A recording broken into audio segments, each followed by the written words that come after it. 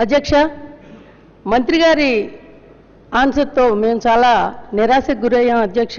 రాష్ట్రం మొత్తం contract employees అందరూ చూస్తూ ఉన్నారు. మంత్రి గారు ఏమైనా ఆశాజనకంగా ఏమైనా రిప్లై ఇస్తారేమో అని.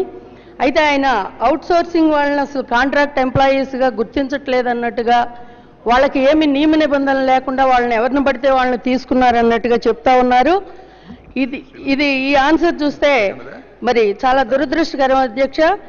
అయితే ఈ అవుట్సోర్సింగ్ ఎంప్లాయీస్నే హుదూద్ తుఫాన్లో చాలా మంచిగా, చాలా ఎక్కువగా వాళ్ళంతా కూడా కష్టపడి హుదూద్ తుఫాన్లో ఎంతో ఇదిగా మరి ఆ విద్యుదీకరణ చేయటంలో చాలా కృషి చేశారని చెప్పి మరి మంత్రివర్యులు అదేవిధంగా ముఖ్యమంత్రి గారు కూడా వాళ్ళని ప్రైజ్ చేయటం జరిగింది అధ్యక్ష.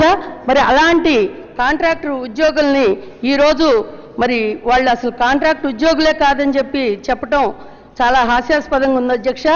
మరి ఏపీఎస్సీబీ డివిజన్ తర్వాత 1994లో ఈ కాంట్రాక్ట్ ఉద్యోగుల పద్ధతిని ప్రవేశపెట్టిందే అప్పటి తెలుగుదేశం ప్రభుత్వం అధ్యక్ష. మరి అది డివిజన్ అయిన తర్వాతే వీళ్ళు మరి కాంట్రాక్ట్ ఎంప్లాయీస్గా రావటం జరిగింది. దాదాపు 20,000 మంది మరి ఆంధ్ర రాష్ట్రంలోనే పనిచేస్తూ ఉన్నారు. వీళ్ళందరూ కూడా అడిగేది ఒకటే అధ్యక్ష, మరి డిసెంబర్ 15వ తారీఖున దాదాపు 12 రోజులు వాళ్ళు నిరాహార దీక్షలు చేశారు.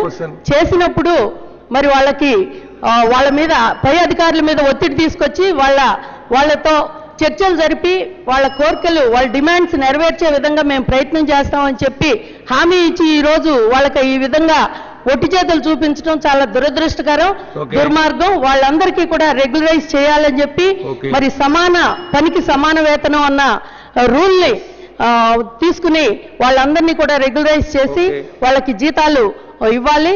బేసిక్ పేని ఇచ్చి మరి డిపార్ట్మెంటే ఆ జీతాలను చెల్లించే విధంగా చర్యలు తీసుకోవాలని చెప్పి మంత్రి గారిని మేము డిమాండ్ చేస్తున్నాం అధ్యక్ష.